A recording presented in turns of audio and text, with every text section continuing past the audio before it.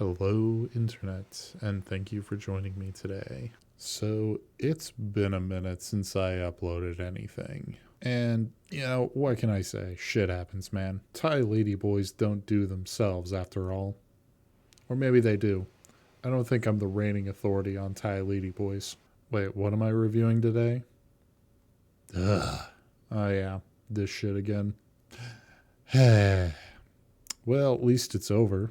Okay, so for the people that are only here for like 30 seconds and you're killing my video analytics, let me just say that this show is straight up ass. It's ass all the way through.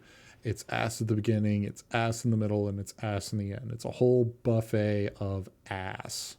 I hope you get ass cancer and die, you son of a bitch. I'll cut your throat. I'll come to your house and. Like, the rest of the Marvel Universe post Endgame is bad for varying reasons, and this one is particularly bad because it contradicts itself and it falls apart faster than my fleshlight after I've had a bottle of Jack and 15 minutes alone with a Rebel Wilson montage. I haven't seen something misunderstand itself more than this show since the Biden administration. And if you stuck around this long in this video, trust me, you're going to want to hear what I have to say about these. And yeah, let's go ahead and take a walk, and I'll go episode by episode for the last 3 episodes of this show. Episode 4. Episode 4 of Ironheart is the most forgettable thing that I've watched since my own sex tape. The writers try to inject some heart into this turd by making it mostly about the side characters licking Riri's butthole, which takes approximately 50 minutes. They do this after heavily implying that the Hood is after her, but undermine that by making him vanish from the plot for like 15 minutes. So we get treated to Riri tricking her mom into taking her to some place that sells magic, but can't seem to conjure up a pack of menthols so that this girl's dad can get back from the store. But anyway, they go into this magic shop, and the characters are all brought up to speed with what the audience already knows, and that is that the cloak from the Hood is evil. After they learn that, they kick Riri's mom and Riri out so that they can argue in a public place over how sketchy she's been. And I literally said out loud while I was watching this, aren't we supposed to like her? Seriously, she's talking to her mom like such an asshole. I could never imagine talking to strangers, let alone the woman that raised me, like this. Some bullshit, I tell you. Like, I just can't get where Riri's coming from, because I don't think it should be a huge slap in the face from your mom thinking that you're into something sketchy when you just proved you have the devil's Sunday best. And while I'm off topic here, I gotta ask the question, why is everybody wrong about everything in this show? Like, okay, they think that the Hood is linked to Dormammu, but we, the audience, already know it's Mephisto because Disney ruined that in the marketing like a bunch of bitches. So why did the writers have to write all of these women just coming to the wrong conclusion? Because they're supposed to be these all-powerful witches, right? They trained with the best. They're better than Doctor Strange because the script said so or whatever, but they're still wrong. Like they come to the wrong conclusion. They say the wrong thing. Is it because they're women they can't be right? This is just a show. I'm just speculating on what is in the show. I'm not making any definitive statements here. Please do not crucify me. If I keep asking questions like this is going to be like 45 minutes long, and no one's going to sit through that. So like dropping the panties of a French girl, I guess I just gotta not question it and soldier through to the messy, messy, messy end. Alright, back on track here. So Riri fights with her mom, and then she runs off in a tizzy because of that, before she then decides to have a panic attack in her suit, which the suit drops her off, and then runs and grabs the love interest guy. I cannot for the life of me remember his name. I just remember he's the hey black people guy. I guess also he's like Natalie's brother or whatever. But anyway, he shows up because of the suit. And once all three of them are there, love interest guy realizes that really basically AI cloned his sister and gets pretty mad about it, which, hurts the AI's feelings, I guess. Confused noises here. All right, I'm not questioning this. Again, 45-minute video. Moving on. I will just say, though, that this show is wildly inconsistent on the Natalie AI. First, she's an AI copying Riri's brain. Then she learns to be human, I guess, which is what they are saying right now. But there's a lot of development missing if they really wanted to make this a character. Next episode, we gotta move on. Episode 5. White Castle must have paid for the majority of this show, considering half of this hour-long slog is set in one. And I think condos on Little St. James Island would have been a better investment, considering I think this might be one of the worst episodes of television that I have ever sat through. So my complaints begin immediately with this episode, because are they supposed to be the Blood Brothers? Whatever. The two lesbian chicks that form up the muscle of the Hood's gang interrupt a conversation between Riri and the girl that I could totally fix with enough time and attempt to intimidate them.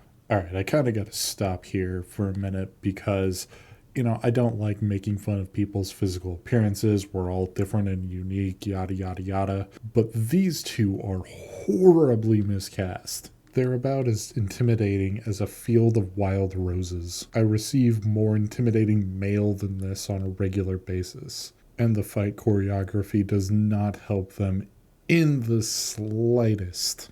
Like, this whole fight scene plays out what feels like forever, but it's only because it's so slow and so repetitive. I mean, they basically just dance around in this White Castle kitchen and wait for somebody to make the first move. It's embarrassing to watch, honestly. And this is Chicago. You're telling me that a city with a couple million people has a White Castle with only about 4 customers and 2 people working the counter on a weekday? And these 2 runs just kind of saunter in, tell everyone to leave, then everyone just does? Like, there's no back and forth here?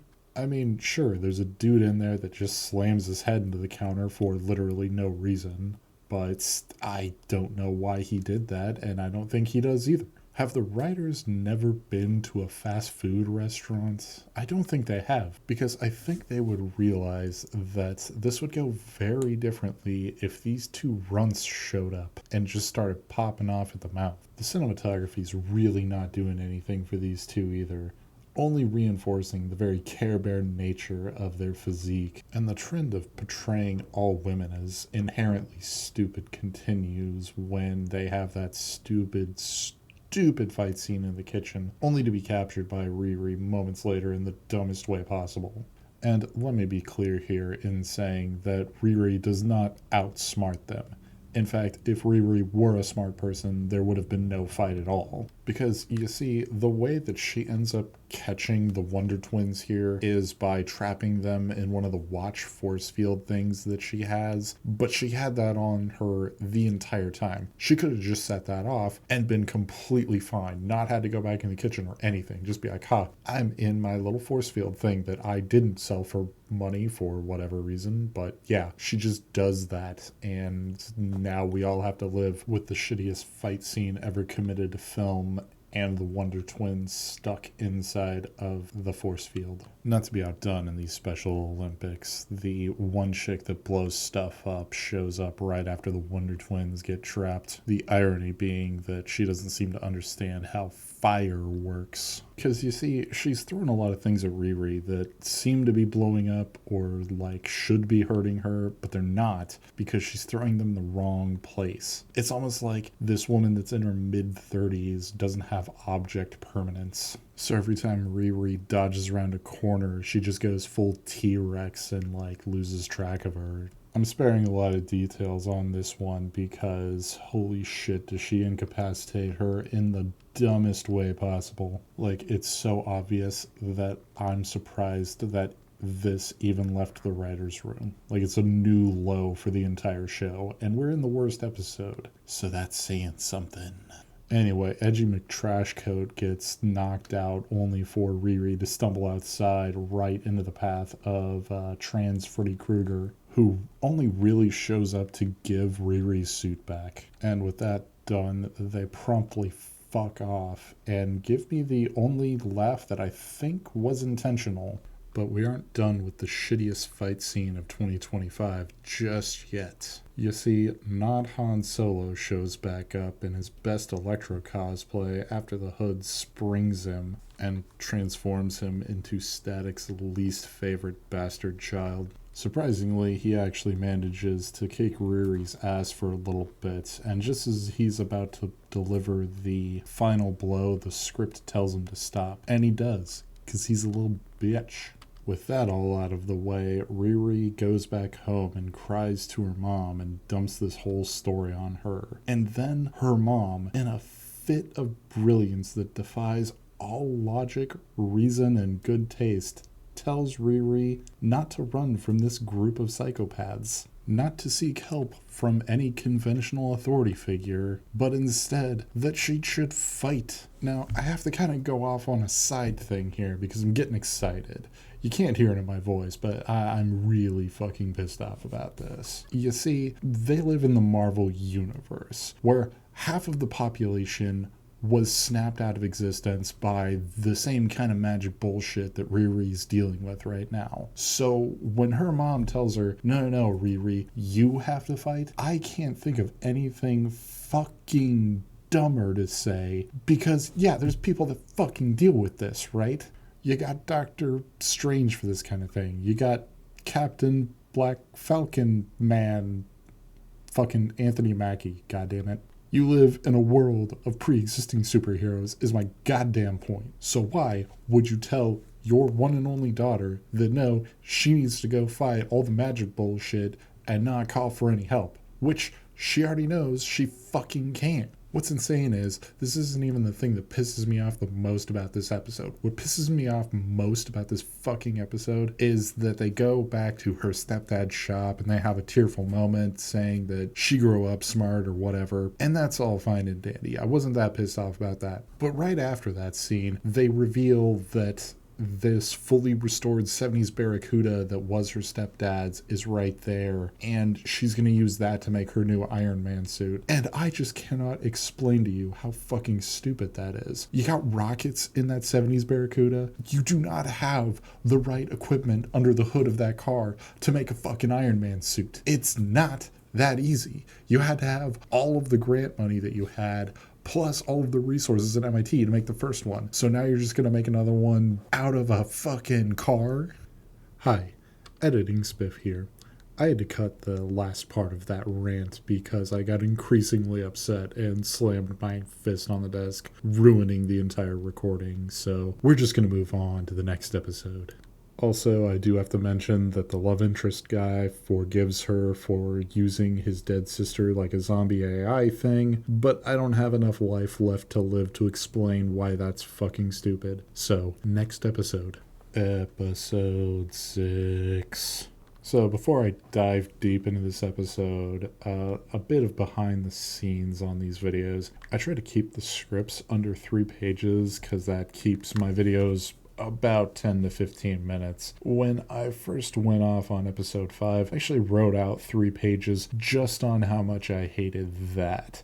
And I ended up editing things down to whatever makes it into this video. Anyway, the devil shows up. Yeah, Mephisto is the Marvel Devil, and that's where the Hood got his hood from. I know we're all shocked about this because Marvel definitely didn't spoil it in the trailer. But anyway, let me summarize this plot real quick. So, the Hood steals from some rich dude that turns out to be his dad, but that plot line is about as graceful as a baby giraffe birth. And apparently, that mansion is expensive to shoot at, so they go back to the set for the hideout so that Riri can show up and fight the Hood and non solo in an embarrassing 20-minute sequence.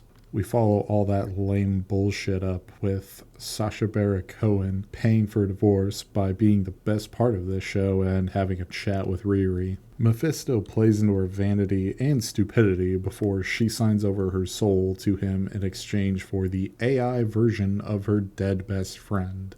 I'm skipping some of the details here, but trust me, you're better off not having to endure all of this bullshit. The biggest takeaway that I got from it is that none of this AI plot is earned. The AI plot changes constantly, so this falls so flat. And if she was half as smart as the show keeps insisting she is, she'd be able to get the AI back by studying magic, just like Doctor Strange did. Because of just Doctor Strange existing and that plot line being present in the Marvel Universe itself, it really makes it seem like Riri is either an idiot or super lazy because she chooses the option that involves the least amount of input on her part. Either way, it seems like an anti-progressive show. Disney, you made a show about a black girl that resists all authority figures, even other black women, refuses to take accountability for any of her actions, joins a gang, and gets in a fight in a fast food restaurant. It's like you wrapped all of the worst stereotypes about different groups of people and put them all in one show. I'm almost impressed if it didn't seem so racist. Everyone's so quick to tell me how Monster is unhealthy, but what about that relationship you're in? So, most of the things I've watched this summer have been mediocre to good. And honestly, watching this show was kind of like slipping back into a warm, cozy sweaters made of barbed wire and disdain for people that don't agree with me. Go ahead and put that blurb on the box cover for me, Disney. That'll really bring them in. But anyway, I'm done with this trash. My will to live has been squandered trying to make this video over the past month. So if you enjoyed this video, please show me by leaving a like and subscribing. I'm trying to get to 1,000 subscribers so I can monetize my garbage and pay an artist to make some PNGs for me that aren't generated by AI. Either way, until next time, sayonara, bitches.